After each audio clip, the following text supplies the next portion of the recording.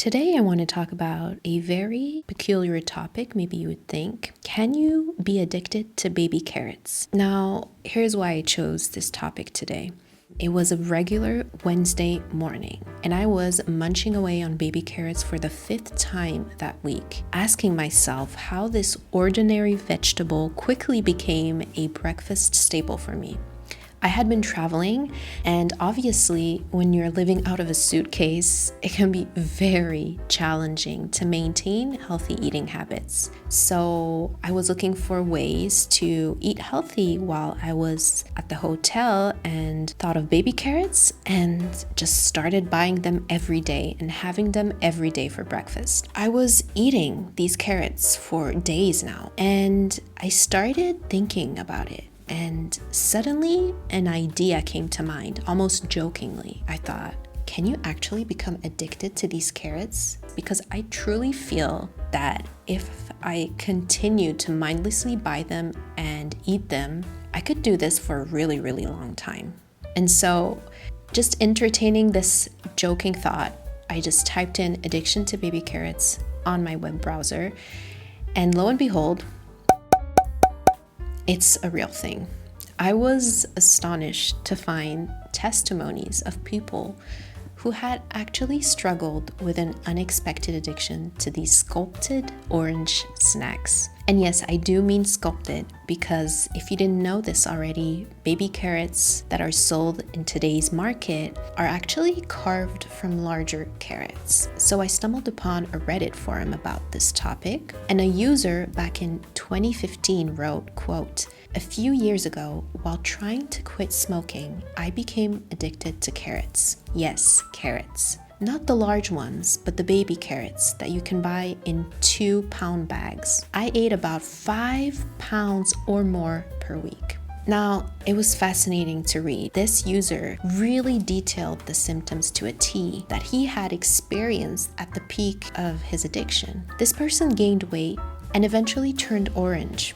He says, quote, "I'm not kidding. I gave up the carrots, but it took me 4 months of serious withdrawal. I had the sweats and I was so moody." Can you believe it? It actually is a thing. And these testimonies are actually supported by scientific papers. Most of them date back to the 90s, but believe me when I say this might be rare, but it's a very real condition. And it was even covered by the British newspaper The Independent with an article titled "Carrots as Addictive as Cigarette Smoking." Now, this specific article reported on a 1992 paper that was published in the British Journal of Addiction. And this paper detailed the experience of 3 smokers with a dependence on carrots. In this paper, they described the addiction of a man and 2 women, and they described it as being very similar to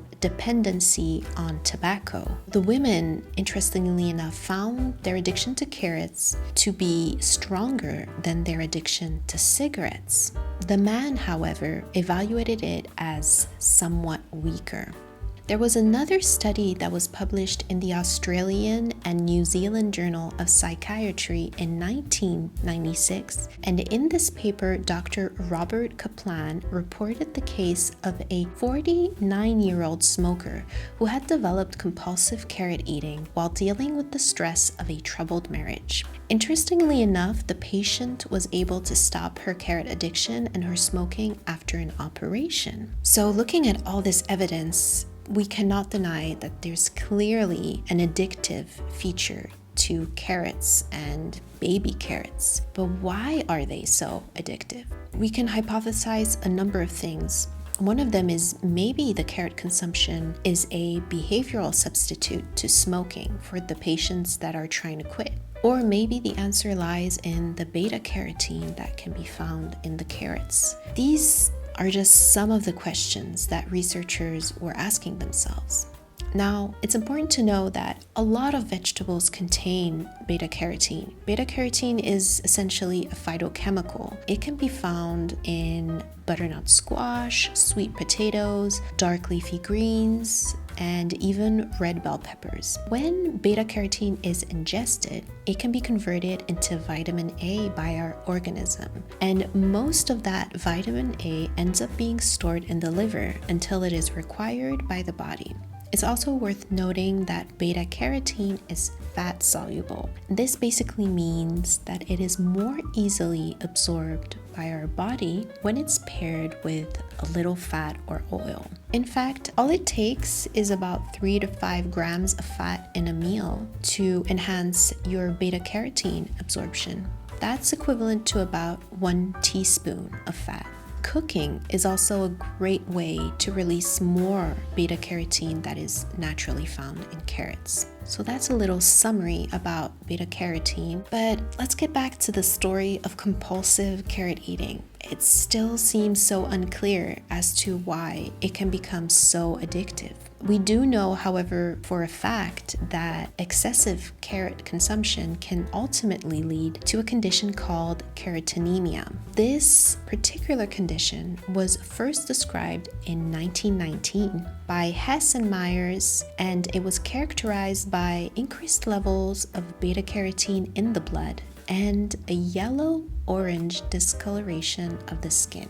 Now, chances are you won't turn as orange as, say, an Oompa Loompa from Wonka's Chocolate Factory. But if you eat enough carrots, it will likely be noticeable, especially on the palm of your hands and the soles of your feet.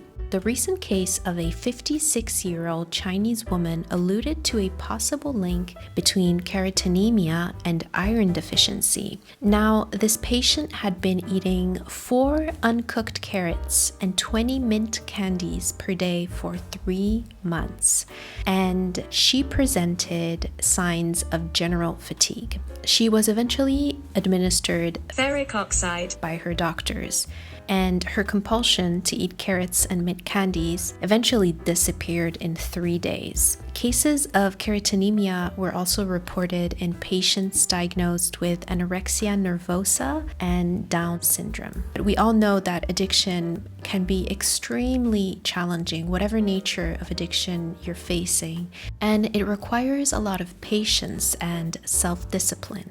There's quite a few studies that have attested to the array of withdrawal symptoms that carrot chomping patients experience when they try to go cold turkey.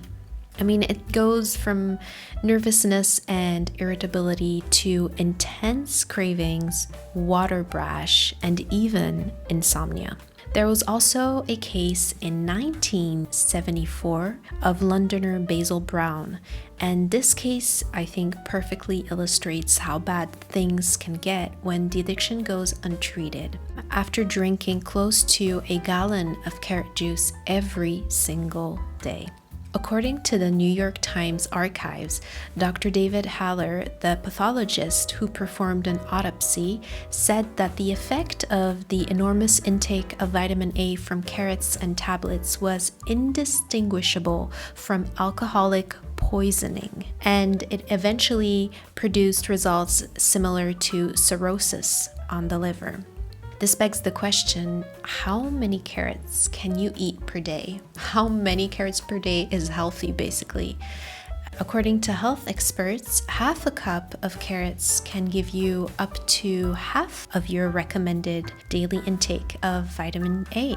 And if you want to increase your vitamin A consumption with other food items, you could also go for eggs, oily fish, cheese, and liver is a pretty good source of vitamin A as well. And vitamin A, of course, is essential to our body. It not only supports healthy eyesight and immune system functions, but it also helps to protect the skin against UV-induced damage. So moral of the story, carrots are great. They give you beta carotene, which is converted to vitamin A.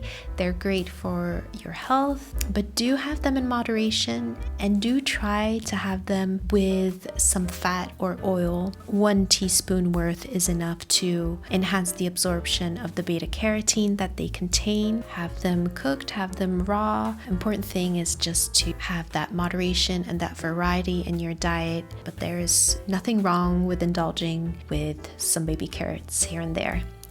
Let's end with this little tidbit of information about the origins of baby carrots. These actually were sold in US grocery stores as far back as the late 80s. It was basically an attempt at trying to reduce waste, and particularly the waste of carrots that did not meet sales standards. So a resourceful California farmer by the name of Mike Urosek, he first came up with the idea of selling peeled and whittled carrots. So he used an industrial potato peeler to create his very first baby carrot, and little did he know that his genius idea would eventually transform the carrot industry forever.